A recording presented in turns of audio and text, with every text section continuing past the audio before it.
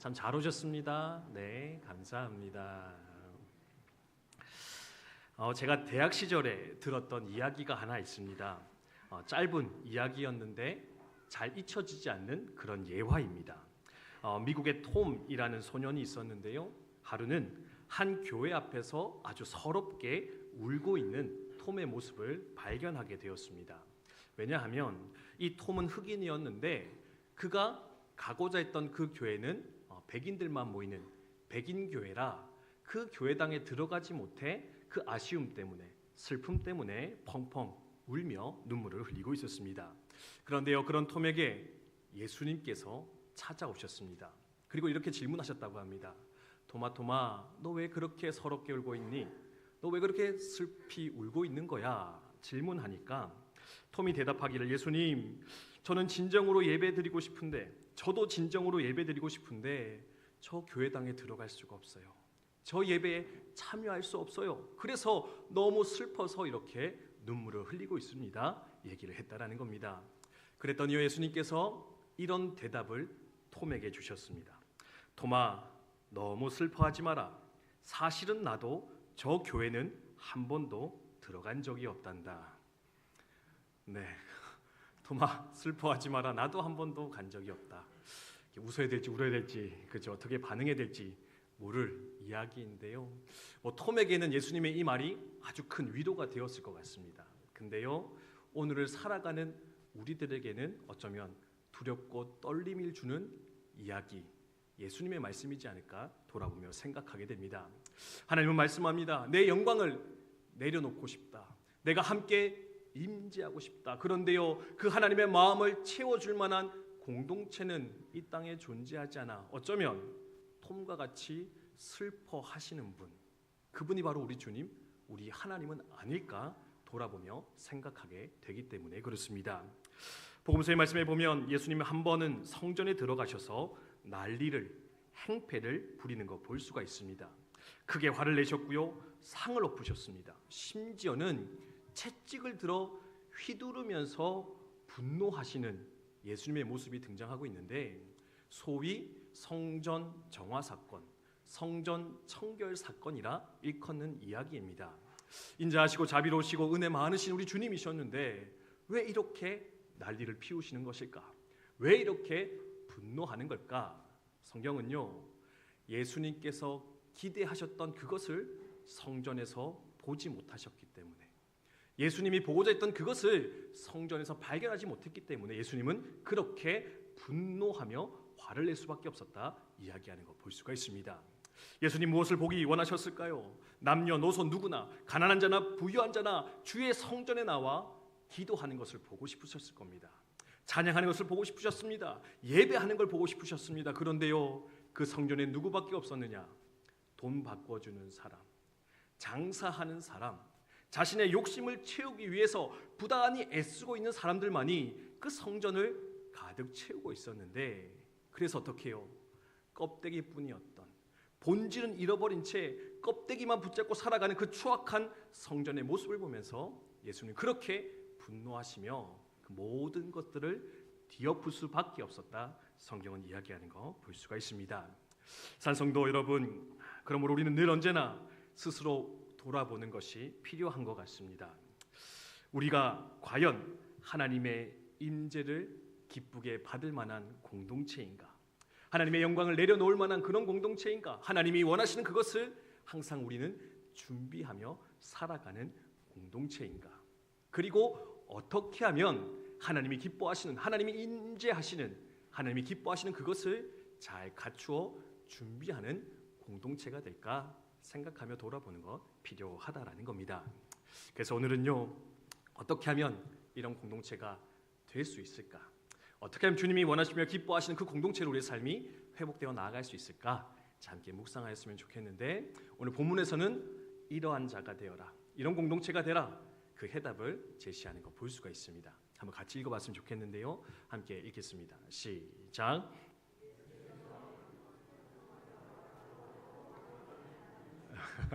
네, 다시 한번 더. 네, 너무 어려웠죠, 그죠? 네, 제가 좀 더 쉽게 썼어야 되는데 다시 한번 크게 읽습니다. 시작. 아멘. 그렇습니다. 예수님께서 원하시는 공동체, 하나님이 기뻐하시는 공동체는 어떻게 이루어갈 수 있겠느냐? 여러 가지가 있겠지만 그 중에서 가장 근본이 되어지는 것, 가장 출발되어지는 것은 이것이라 오늘 본문에서 말씀하고 있거든요. 그것이 무엇이냐? 바로 우리의 신앙의 대상이요 신앙의 중심 되시는 예수님, 예수 그리스도를 바로 알고 바로 믿고 바로 고백하며 살아가는 공동체. 즉 예수 그리스도의 공동체가 되어질 때 하나님은 우리를 기뻐하시고 우리 가운데 함께 하시며 그 영광으로 우리의 삶을 충만히 채워주실 것인데 이것을 이 시간 함께 기억하며 나아갔으면 좋겠습니다. 오늘 본문의 말씀은요, 예수님과 제자 사이에 있었던 대화를 우리에게 들려주고 있습니다. 예수님 공생애 3년 거의 다 생활하셨고요, 그 공생애를 통해서 수많은 기적과 이사들을 나타내신 이유였습니다. 그런데 한 번은 예수님 궁금하셨던 것 같아요. 내가 이토록 많은 기적을 베풀었고 많은 가르침을 너에게 베풀었는데 내가 누군지 너에게 나타내었는데 세상 사람들이 나를 누구라 하더냐? 세상은 나를 보고 무엇이라 믿고 고백하며 사느냐? 궁금하셔서 제자들에게 질문을 하게 됩니다. 그러니까 제자들 신이 나서 이야기합니다. 예수님, 세상 사람들은요 예수님 보고 세례 요한이 다시 태어난 것이라 이야기를 합니다. 또는 엘리야나 예레미야 같은 위대한 선지자가 환생한 것이라 이야기를 합니다. 또는 그 어떤 선지자 중에 하나가 바로 주님이시라 선언하는 것을 우리는 보았습니다. 그들은 신이 나서 이야기를 하였습니다. 이만 해도 대단한 고백이지 않을까 생각할 수 있습니다. 왜냐하면요 세례 요한 예수님 당대의 가장 위대한 스승이라 칭함받던 자였습니다. 엘리야 누굽니까? 선지자 중에 가장 능력이 뛰어난 자라 알려졌던 자였습니다. 예레미야 누굽니까? 그 어떤 이도 예수의 이름을, 하나님의 이름을, 말씀을 선포하지 않고 섬기지 않던 그때에 하나님을 붙잡고 그 말씀을 대언하여 선포하였더니 그가 바로 예레미야 선지자였습니다. 예수님에 대한 최대한의 고백, 최대한의 존경의 표시가 바로 이것들이라 할 수 있는데요.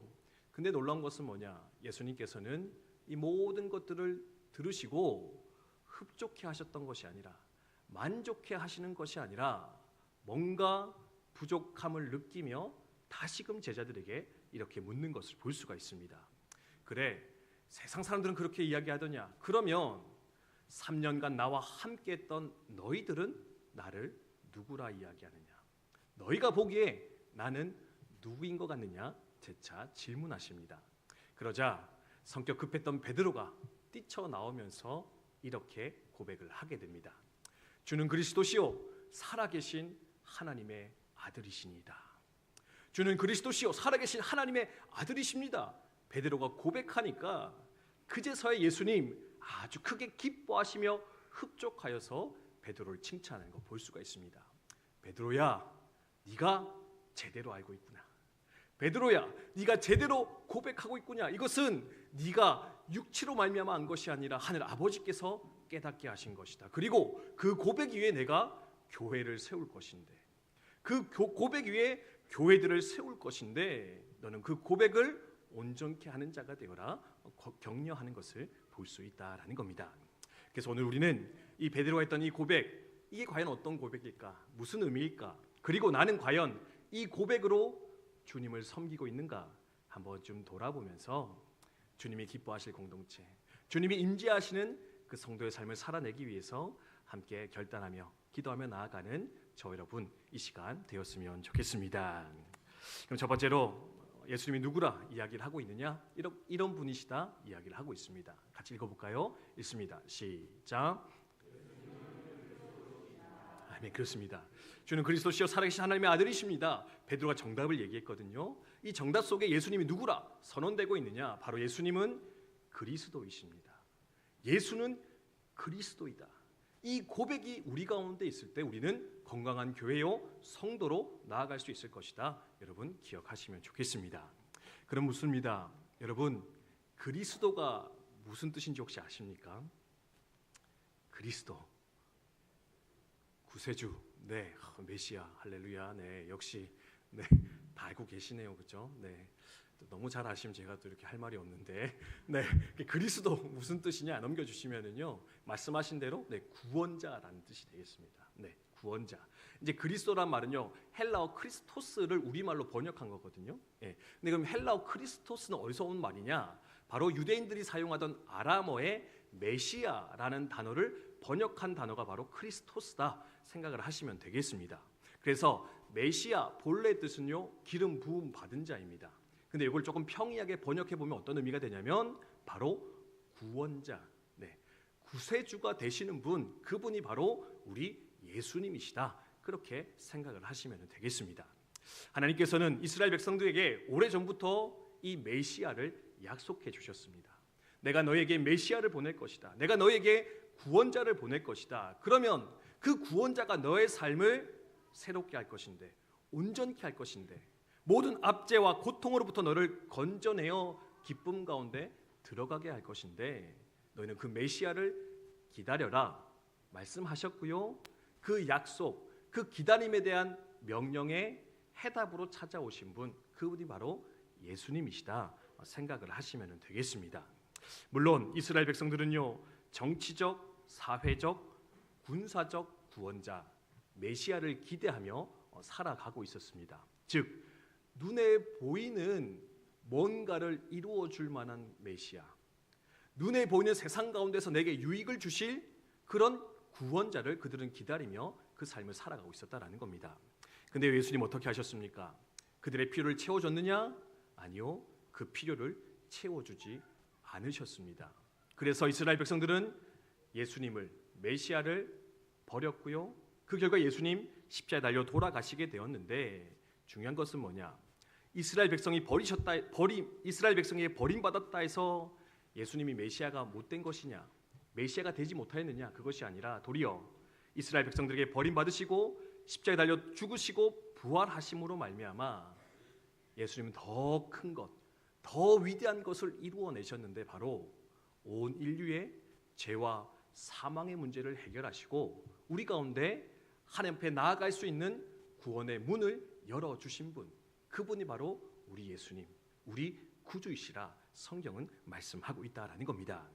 오늘 인류의 가장 큰 난제가 무엇입니까? 죄와 사망의 문제였습니다.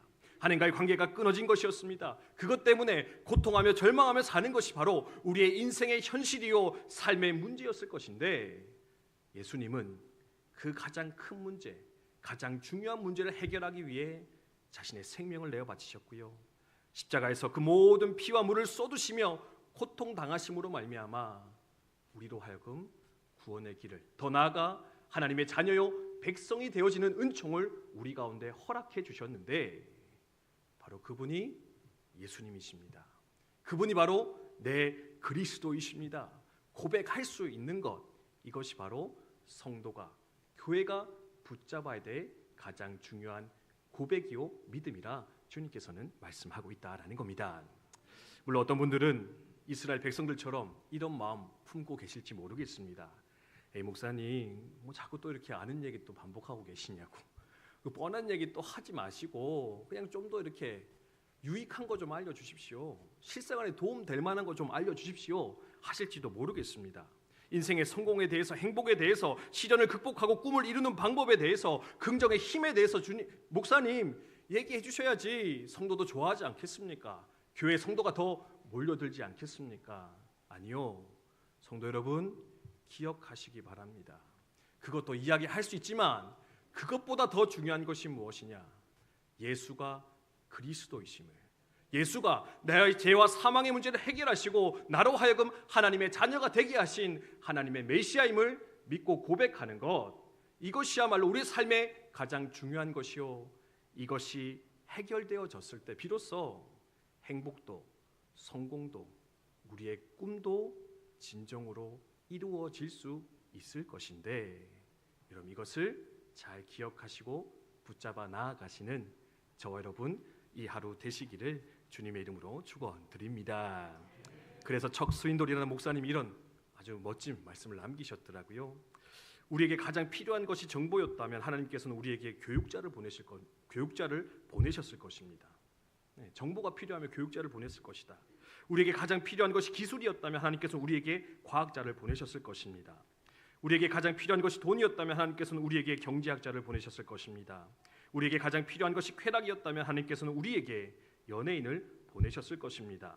하지만 우리에게 가장 필요한 것이 하나님과의 관계였기에 그 관계를 회복하기 위한 죄의 해결자였기 때문에 하나님께서는 우리에게 중보자여 화목자이신 구세주를 보내주신 것입니다.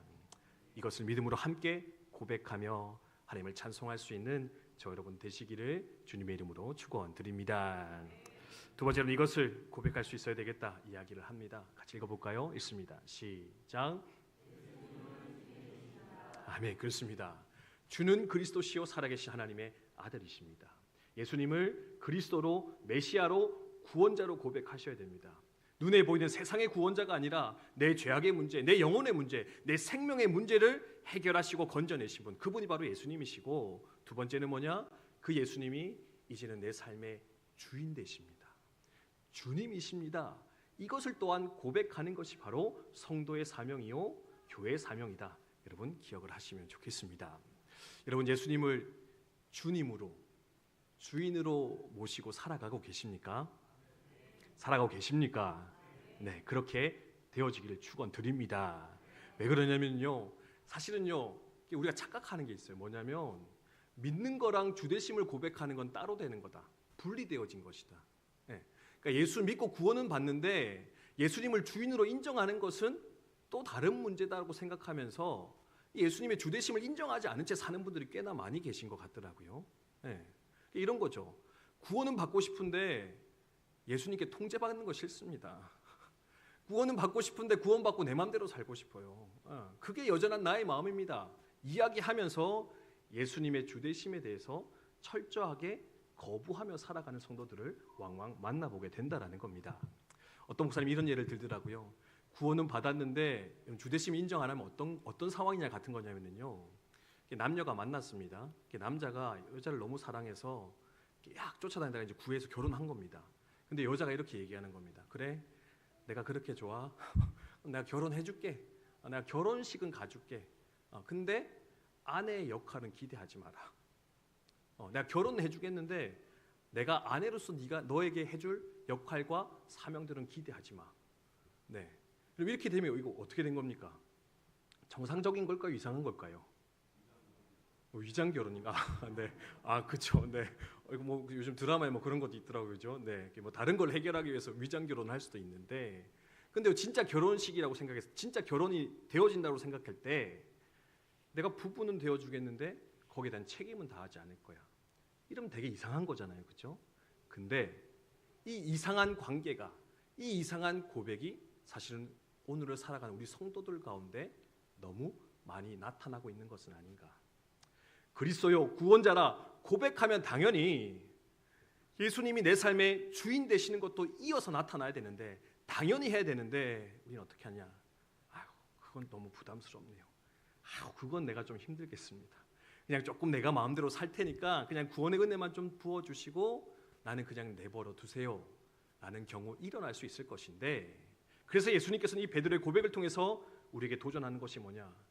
내가 너의 그리스도냐? 그러면 또한 나는 너희의 주인이 되기를 원하는데, 내 삶의 통치자가 되기를 원하는데 너는 그것을 인정하여 내게 나오는 자가 되어라. 주님께서는 말씀하고 있다라는 겁니다.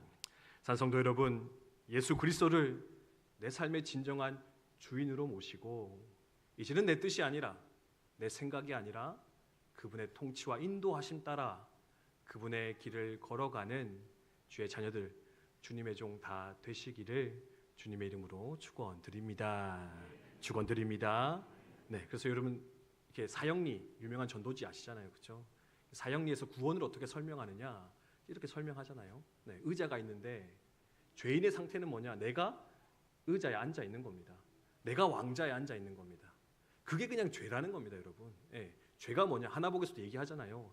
하나님을 주인의 자리에서 몰아내고 내가 그 자리에 앉는 거, 그게 죄다. 그러면 구원받는 건 뭐냐? 그냥 죄 사함 받고 끝나는 게 아니라 다시금 잃어버린 왕자의 자리를 주님께 내어드리는 것, 하나님께 내어드리는 것, 예수님께 올려드릴 수 있는 것, 그게 바로 구원이고 회복일 것인데, 왜 우리는 그 진정한 회복 가운데, 왜 구원 가운데 들어가지 않은 채 구원의 유익만을 바라며 살아가는 어리석음을 범하며 살아가고 있을까? 안타까운 인생 살아가고 있을까? 한번 좀 돌아보시면서 주님 구원을 넘어 주님의 주되심을 인정하며 온전한 회복으로 나아가는 우리들 되게 하여 주시옵소서. 함께 소망하였으면 좋겠습니다. 마지막 세 번째 이것인데요. 네, 같이 읽겠습니다. 시작. 아멘. 그렇습니다. 우리가 믿는 예수님 누구냐? 첫 번째는 그리스도 구원자이십니다. 두 번째는 우리의 삶의 주인 통치자, 우리가 반드시 따르며 섬겨야 될 분이라 말씀해 주셨고, 세 번째는 뭐냐? 살아계신 하나님의 아들이십니다. 예수님은 살아계신 하나님의 아들이시다. 바꿔 말하면 즉 그분은 하나님이시다. 여러분 기억을 하면 좋겠습니다. 여러분 이게 소새끼가 뭡니까? 소죠. 네, 갑자기 이렇게 소의 아들이라고 안 하잖아요. 소새끼 맞잖아요, 그죠? 소새끼도 송아지죠, 그죠? 크면 소가 됩니다. 그거는 개 자식은 뭐가 됩니까? 강아지가 되죠, 개가 되죠, 그죠? 네, 호랑이 자식도 뭐가 됩니까? 호랑이입니다, 그렇죠? 호랑이가 사자를 낳지 않습니다. 그래서 여기서 뭐냐면 하나님의 아들이시다 고백하는 것은 예수님도 하나님이십니다. 하나님 그 자체이십니다. 예수님의 신성을 고백하는 게 바로 살아계신 하나님의 아들이시다라는 것인데, 여러분 이것을 또한 잘 믿고 고백하며 나아가시는 저 여러분이 되셨으면 좋겠습니다. 왜 이게 중요하냐? 세상 사람들이 이야기하잖아요. 예수도 4대 성인 중에 하나입니다. 네. 또는 3대 성인 중에 하나입니다. 우리가 본받을 만한 좋은 선생님, 좋은 스승, 좋은 모델 중에 하나지 그가 하나님은 아닙니다 라고 얘기하며 살아가는 사람들이 많이 있는 것 같습니다. 근데 놀라운 거는요, 성도님들 중에도 그렇게 생각하는 분들이 있으시더라고요. 그 예수님은 하나님은 하나님이신데 예수님은 하나님이 아니십니다. 아니요, 그분이 하나님이 아니셨다면 온 인류의 죄를 대신할 수 없었을 겁니다. 그가 하나님이 아니라면 우리의 모든 온 인류의 문제를 해결할 수 있는 해결자 되지 못하셨을 것인데, 그래서 중요한 것이 무엇이냐? 예수는 하나님이십니다. 예수는 신이십니다. 하나님과 동등한 분이십니다. 그 하나님을 내가 믿고 찬송하며 살아가겠습니다. 또한 고백할 수 있는 저 여러분이 되셨으면 좋겠습니다. 그 두 가지를 생각하시면 좋겠는데요. 하나님이시기 때문에 능력의 하나님이시다. 능력이 많은 분이시다. 여러분 고백하시기를 바랍니다. 여러분 예수님 지금도 살아계셔서 우리 가운데 역사하고 계십니다. 능력으로 베풀어 주고 계십니다. 그러니까 여러분 제발 예수님을 하나님을 집에서 키우는 강아지보다도 못한 존재처럼 여기지 마시고 그 주님께 소망을 두고 그 주님을 의지하며 지금도 살아 역사하신 그분을 기쁨으로 의지하며 살아가시는 저 여러분 되시기를 주님의 이름으로 축복드립니다. 그리고 두 번째는 뭐냐? 그분이 하나님의 아들이라는 그 사실 때문에 하나님의 놀라운 사랑과 은혜를 더욱더 고백하며 느끼며 살아가는 우리 모두 되시면 좋겠습니다. 여러분 자식을 누군가를 위해 내어줄 수 있겠습니까? 심지어 하나밖에 없는 자식을 누군가의 잘못을 해결하기 위해 기꺼이 내어드릴 수 있겠습니까? 저도 이제 자식 딱 하나 외아들 데리고 있는데 자식 키워보니까 그렇더라고요. 예. 다른 건 다 줄 수 있어도 차라리 나의 무언가는 줘도요, 내 자식은 결코 내어놓을 수 없는 게 바로 부모의 마음, 심정임을 깨달게 되었던 것 같습니다. 하나님의 독생자 예수를 우리를 위해 친히 내어주신 분, 그분이 바로 하늘 아버지이십니다. 그리고 말씀하시죠. 내가 독생자 예수까지 내어줬는데 무엇이 너를 향한 내 사랑에서 끊을 수 있겠느냐? 무엇이 너를 향한 내 마음을 흐트러 놓을 수 있겠느냐? 그러니 그것을 보며 하나님의 사랑을, 그 은혜를 확신하며 고백하는 자가 되어라. 하나님 우리 가운데 말씀하고 계신데, 예수님을 살아계신 하나님의 아들이라 온전히 믿고 고백하면서 그 속에 그 능력을, 그 사랑을 잘 고백하며 살아가는 우리 모두 되시기를 주님의 이름으로 축원드립니다. 말씀 마무리하겠습니다. 여러분 예수님이 누구신가? 이것을 알고 고백하는 것이 신앙의 핵심입니다. 이것이 바로 되어 있을 때 우리는 건강한 신앙의 여정을 살아갈 수 있겠지만, 이것이 흔들리면 아무것도 할 수 없을 것입니다. 그래서 마지막으로 부탁을 드립니다. 영락교회 초대 목사님이셨던 한경직 목사님, 유언과도 같은 이런 말씀을 남기셨다고 하는데요. 성도님들 예수 잘 믿으시기 바랍니다. 원래 목사님들에게 주셨던 말씀인데 여러분에게 다시 한 번 더 권면하며 도전합니다. 성도 여러분, 예수님 잘 믿으시기 바랍니다. 거기서 은혜를, 사랑을, 구원의 능력을 마음껏 나타내며 증거하는 우리 국방대학교의 성도님들 다 되시기를 주님의 이름으로 축복드립니다.